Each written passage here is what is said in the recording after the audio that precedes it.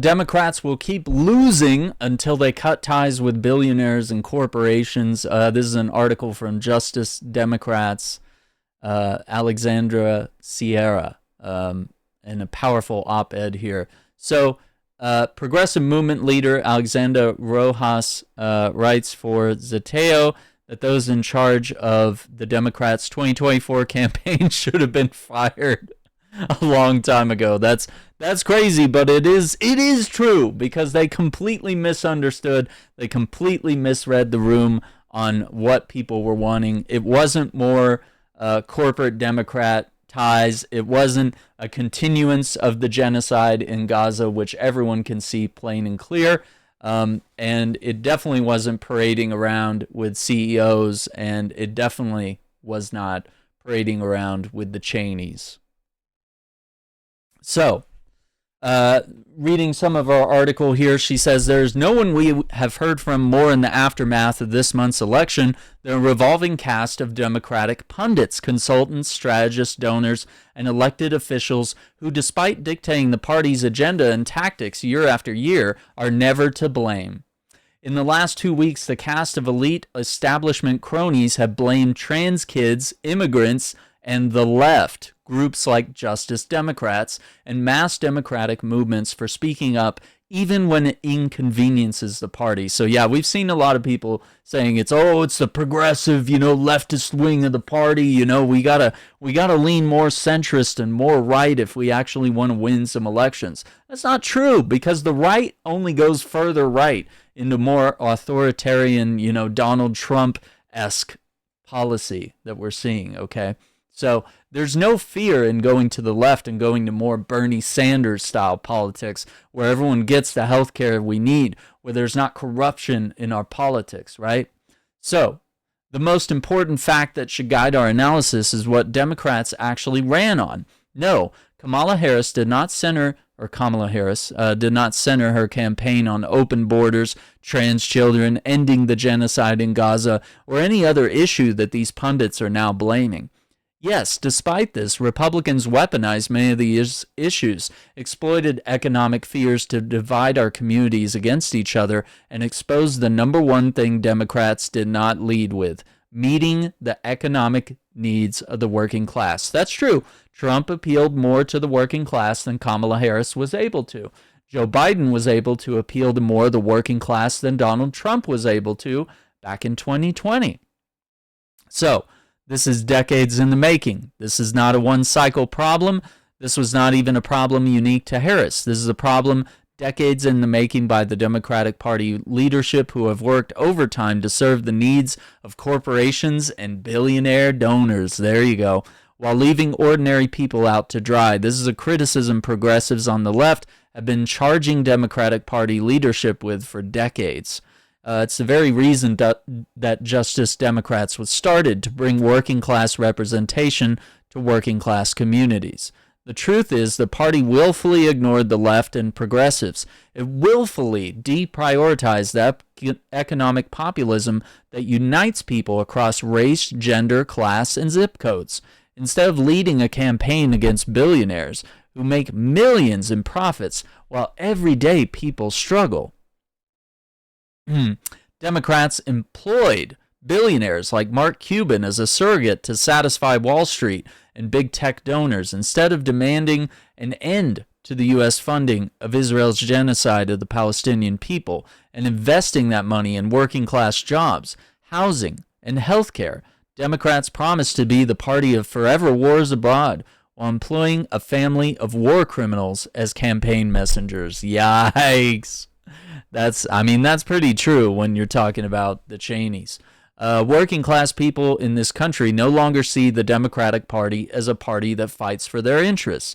Now, we've seen this. We've seen Bernie Sanders talk about this. I posted it in videos on the channel. You're familiar with this idea by now. So the Democratic Party has lost the working class.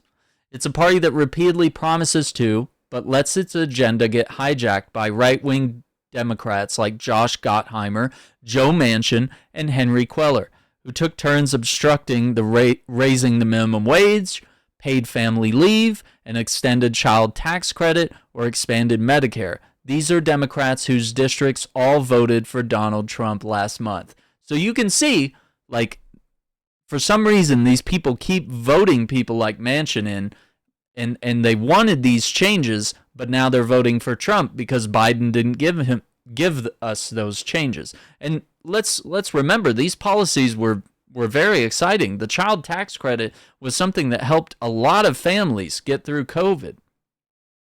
That paid family leave. That's vital stuff that we need. Raising the minimum wage just to get it to a point where you could actually survive on the minimum wage. That's what the minimum wage was meant to be. But you can't survive on $7.25 an hour, even working 40 hours a week. You can barely survive on $15 or $16 an hour working 40 hours a week. And that's most of your time spent at work, not being around your kids, not being at home, not eating healthy and working out, exercising, and having some healthy hobbies.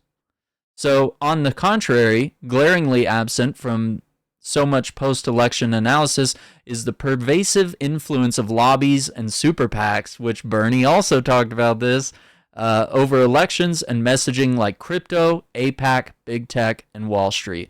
Lobbies that Democrats publicly embrace while they betray the interests of millions of Americans.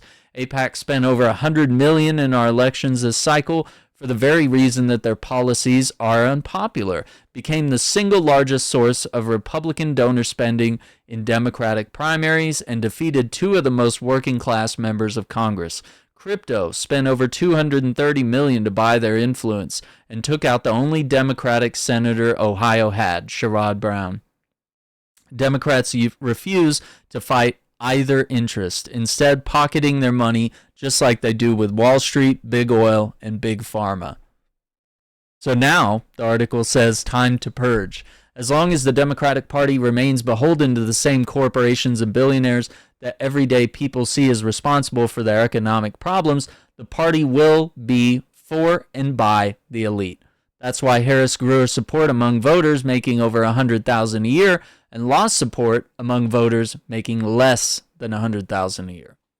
It goes without saying that Republican policies are hurtful to working-class Americans, but Democrats represent a refusal to listen to voters, a refusal to think bigger, to think bolder, and to criticize the party's coziness with the wealthiest few. Republicans will continue to divide and conquer until we have the courage to actually fight for working people.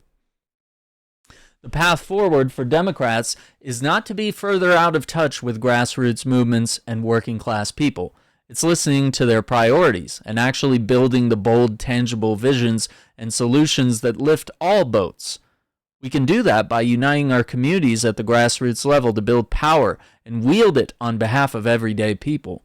Whether that's ensuring every worker has a union to organize towards UAW's call for a general strike in 2028, or building powerful tenant unions like KC Tenants have to ensure everyone can afford to put a roof over their head in Kansas City. The grassroots mobilizing allows us to come together and finally elect more working-class leaders to represent working-class needs. The best way for everyday people is to believe their leaders are actually willing to fight for them in the halls of power is by electing everyday people into those seats. In any other sector of our economy, a failure this large would demand the firing of those in charge. So the path forward is clear for Democrats. Clean up shop and purge the party of the same establishment donors, pundits, and politicians that brought us another Trump presidency. Instead, be the party that rejects corporate money and influence, to send a clear message to the working class that we are not for sale, and we will always stand up to the wealthy elites raising your grocery prices, gas prices, and healthcare rates. Only then will we build a party that working class people actually see themselves in. That's a really powerful article, and I think it gets right to the root of the issue. I think it speaks very strongly to what's going on. And yeah, I think you definitely shouldn't have those consultants running, and I think you shouldn't have the same people in power running the Democratic Party, because you had them kicking out Arabs and Palestinians at the DNC. You know, you kicked Hassan Piker out. You know, you didn't want anyone speaking on the Gaza issue except anyone that was going to come in and praise Israel and command that hostages be released, you know? You didn't get the other side of the issue when every day on Twitter we're watching a genocide be live streamed into our homes. Alexandra Ocasio-Cortez is over on Blue Sky saying, I'm excited for Greg Casar's leadership at the Progressive Caucus. He's going to be great. Now, she's sort of, reposted someone else's message here saying, newly elected Congressional Progressive Caucus Chair Greg Casar is already cooking. And this is from NBC News. There's a little quote here from Progressive Caucus Chair Greg Casar. It says, the progressive movement needs to change. We need to re-emphasize core economic issues every time someone brings up these culture war issues, Casar said. So when we hear Republicans attacking queer Americans again, I think the progressive response needs to be that a trans person didn't deny your health insurance claim, a big corporation did, with Republican help. We need to connect the dots for people that the Republican Party obsession with these culture war issues is driven by Republicans' desire to distract voters and have them look away while Republicans pick their pocket. And then, of course, it's really interesting. We have David Pakman down in the comments saying he's awesome. Just recently interviewed him on the David Pakman Show. That was great. Someone also says, I'd like to see you interview James Tallarico. He's a progressive congressman in Texas. He's actually really good, too. I'd love to see more conversations from him as well. I think that would be great.